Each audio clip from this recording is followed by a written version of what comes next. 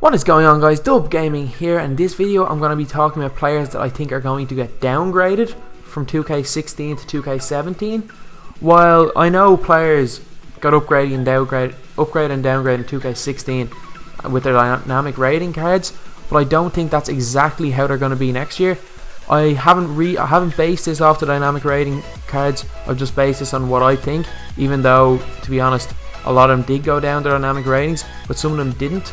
And I think that the drops are going to be different depending on the player, because obviously players that would have went down to silvers, for example, like if Kobe didn't retire and he was playing next year, they wouldn't have made his base card a silver card. Things like Tim Duncan, who's at a silver now, or is he at 80 rated silver now? I'm not sure, but of course they would rate him higher in the game just because he's Tim Duncan next year. So yeah, let's get this started. And first up is Al Jefferson.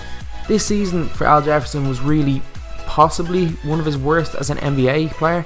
He averaged only 12 points and 6.5 rebounds a game, down from 16 and 8 from last year, which is a big drop. He only played 47 games for the Hornets, which wouldn't be that big a deal if he had done well in those 47 games, but he only started 18 of them. It's pretty much a guarantee that Al Jefferson will get downgraded in NBA 2K17, but by how much is the question. Personally, if it had been based on the regular season, he's going down to a silver without doubt, but he played very, very well in the playoffs against Miami, gave Hassan Whiteside, who a lot of people consider to be one of the best defenders in the NBA, a lot of trouble, and showed that he can still be an offensive threat as a center. So I'm going to downgrade him to an 80 overall. This might be a little bit high judging by the season that he had, but I think with his past seasons and just because of the fact he was carrying an injury, I think 80 overall is fair for Al Jefferson. Next up is Jeff Teague. If you look at his stats, he doesn't seem to have changed that much since last year. His points per game is pretty much the same, but he's averaging 1 assist less a game, a half a steal less a game, more turnovers a game. So in general, Jeff Teague just had a slightly worse season than the year before, but stats lie. If you're judging by stats, his 13-14 season would have been the best of his career, which it wasn't. But yeah, Jeff Teague last season, or 2 seasons ago, pretty much led the Atlanta Hawks to the best record in the Eastern Conference. He was one of their main men, along with Millsap, along with Horford, along with Korver. The four of them and DeMarre Carroll led the team to the best record in the Eastern Conference. He played team basketball and he was the orchestrator. He pretty much ran the show. But this season, it hasn't been the same. For a team who won more than 60 games last year, the Hawks, they only won 48 games this year and ended up as the 4th seed in the playoffs. Even though they did end up beating the Celtics, they got swept embarrassingly by the Cleveland Cavaliers. And in general, I think Jeff Teague is going to be downgraded, and I think he's going to be downgraded to a silver, and I'm going to rate him 78. I also have the Sixers in the background because I think that trade is going to be made. Nerlens straight up swap Nerlens Noel for Jeff Teague. It benefits the Sixers a lot more than it benefits the Hawks, but it's a backup for the Hawks in case they lose Al Horford, and they already have Dennis Schroeder. So I can see Jeff Teague being a silver player to start next year, but with the Sixers I can see him going up to a gold with his dynamic fairly quickly, because he is a player of that quality. But with the season he had, I think he was probably the 2nd best point guard in his own team. I think he's going to be downgraded to a 78 or 79 rated silver. I know he could definitely stay as a low rated gold, but I think he's going to be dropped just below the 80 mark.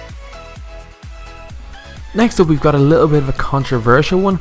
I've got Anthony Davis, and I don't think Anthony Davis will just be downgraded to a 91 like his dynamic rating card, or a 90, or even a 90. I think that Anthony Davis is going to go down to an 89 overall. I know, it sounds absolutely ridiculous, but hear me out on this one. I think that 2K are only going to put 5 or 6 Amethyst players over 90 overall, just like they did last year at the start of the game. They're going to have LeBron James, Steph Curry, Kevin Durant, Russell Westbrook, Kawhi Leonard, and I don't know, maybe Chris Paul, maybe James Harden, one of them. But I can see even Chris Paul or Harden going down to a gold next year. I can see Paul George staying as a gold. But yeah, you have to think about it this way. Anthony Davis had a worse year than the year before, and his team only won 30 games. And that's a team with players like Tyreek Evans. I know he was injured, but they still had him for a bit. He had Drew Holiday for a little bit of the year. He had Eric Gordon for a bit of the year. He had Ryan Anderson, who was averaging 20 points a game up through Christmas. So he had good teammates around him, but he just couldn't win with them. And also, he didn't even make an All-NBA team. If he's not considered in the top 6 big men in the NBA last season, why would he get a rating above as the best big man in the league? I don't think any big men are going to be rated 90 overall. I think it's going to be him, Draymond Green and DeMarcus Cousins, all rated 89 to start the year. So yeah, I think Anthony Davis is going to get a 3 downgrade from a 92 to an 89. Not necessarily reflecting on his play more than the fact that 2K are going to try to keep as few people above 90 as possible. And I think with the season he had, he just about misses the cut for being an amethyst. Next up we've got Derrick Rose, who was one of the best players in the NBA before he got injured and lost a little bit of his explosiveness. I think that he started off last year at an 84 and ended the year at 80, and at some stages went down to a silver player, and I don't think he's going to drop that low this year, so I have Derrick Rose at an 82 overall. My reasoning for this is that Derrick Rose is still Derrick Rose. He's still got the name. It's the reason why Tim Duncan will still be a goal next year. He actually averaged 16.5 points a game this season, which is solid. I know he didn't lead the Bulls to the playoffs, but they still weren't anywhere nearly as bad as the Pelicans anyway.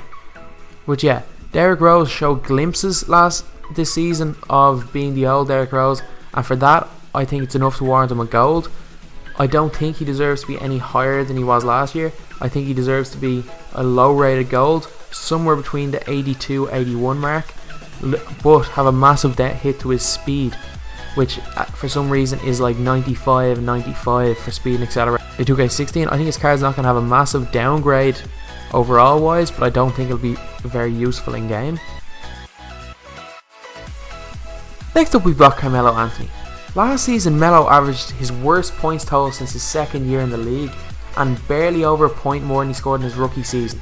Melo only averaged 21.8 points per game, and when you're a pure scorer, that's all Melo does.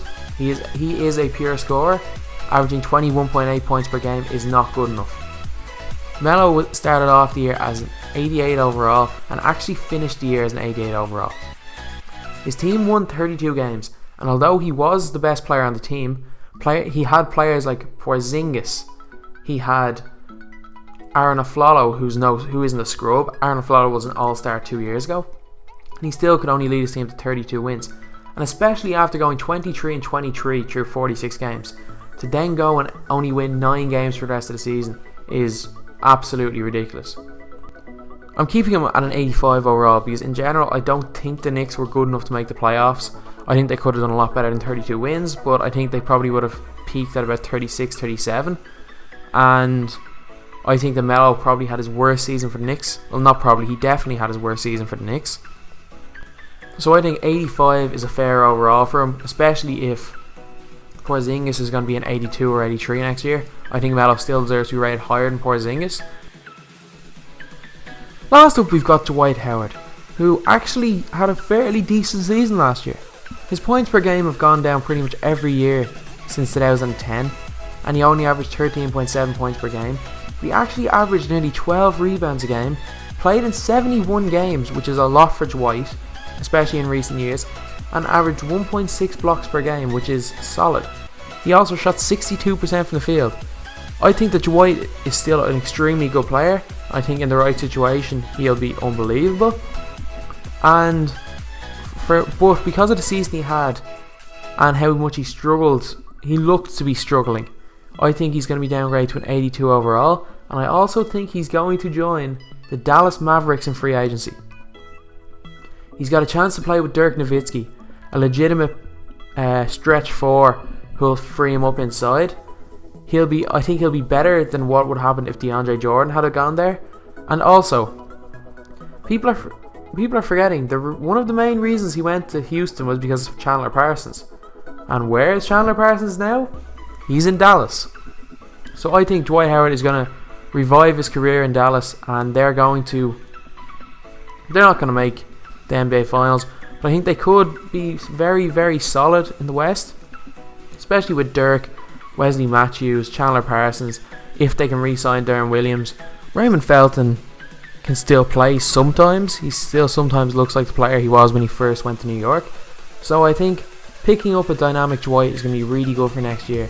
But I think he's going to be rated 82, one lower than this year's dynamic to start the year, because of just how much bad press is surrounding him and how much of an average season he appeared to have. So that's the video. These are only 6 players of the 200 plus that'll probably get downgraded in 2K17, and I've only looked at some goals so far. I'll probably make 2-3 more of these videos coming up to 2K17. I'm going to look at some other players. I'm going to look at upgrades as well. I'm going to look at some silvers that are going to get downgraded to bronzes, and obviously golds to silvers, silvers to gold upgrades. So I'm going to be doing this for maybe once every week, 2 weeks for the next month or two. Thanks for watching. Please like, comment and subscribe, and if this video can get to 20 likes, it would be greatly appreciated.